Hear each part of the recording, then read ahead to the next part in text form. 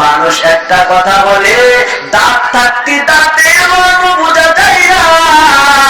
যারা মুরব্বী হয়েছে যুবক, দাদার কাছে জিজ্ঞাসা করিও। ও যুবক, নানার কাছে জিজ্ঞাসা করিও।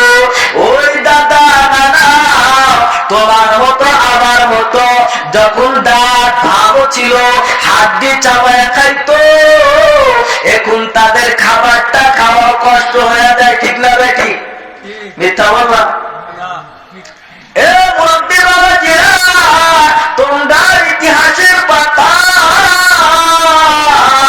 তুমিও তো জানো।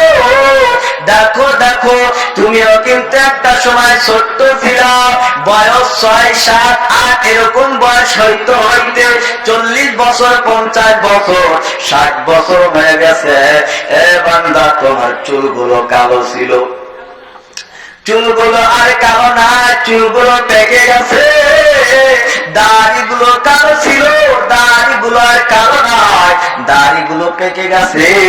শরীরের চামড়া কিন্তু বাংলা টাইট ছিল, এখন শরীরের চামড়া টাইট না, শরীরের চামড়া এখন ঢিলা হয়ে গেছে।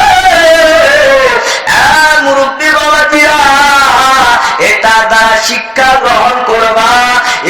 আমি কি ছিলাম, কি হয়েছি, এই দুনিয়া থাকার জায়গা না, দুনিয়াতে কেউ থাকতে পারবে না, কেউ থাকতে চাইলেও পারবে না।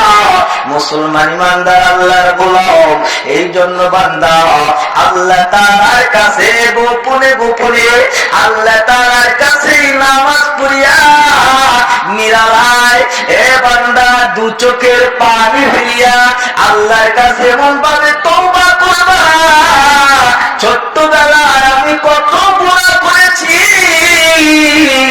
ওই গুনার কারণে যদি আমার গলার সাথে সাপ পেঁচা দেওয়া হয়, ওই গুনার কারণে আমার পেটের মধ্যে যদি সাপ ঢুকায় দেওয়া হয়, ওই গুনার কারণে আমার চোখটা যদি এমন ভয়ানক অবস্থা করে দেওয়া হয়, ওই গুনার কারণে যদি আমাকে আগুনের মধ্যে ফেলে দেওয়া হয়, ওই গুনার কারণে যদি আমাকে ঠান্ডা পানির মধ্যে ফেলে দেওয়া হয়, এ মুসলমান ইমানদার আল্লাহর গোলাম, আমি সহ্য করতে পারবো না, থাকতে পারবো না। এটা মনে করিয়া করিয়া আল্লাহর কাছে নিরঞ্জনে একা একা তওবা করবা গো। আল্লাহ, না বুঝিয়া অনেক অন্যায় করেছি, অনেক গুনার কাজ করেছি, আল্লাহ গো আপনি আমাকে মাফ করিয়া দাও। এ বান্দা, তোমার প্রতি আল্লাহ তাআলা যদি একবার খুশি হইয়া যায়, সন্তুষ্ট হইয়া যায়, এই খুশি হইয়া সন্তুষ্ট হইয়া আল্লাহ তাআলা তোমাকে মাফ করতে পারে কি পারে না? পারে কি পারে না? পারে। এই জন্য আল্লাহ তাআলার কাছে কি করতে হবে? মাফ চাইতে হবে। ঠিক না? ঠিক।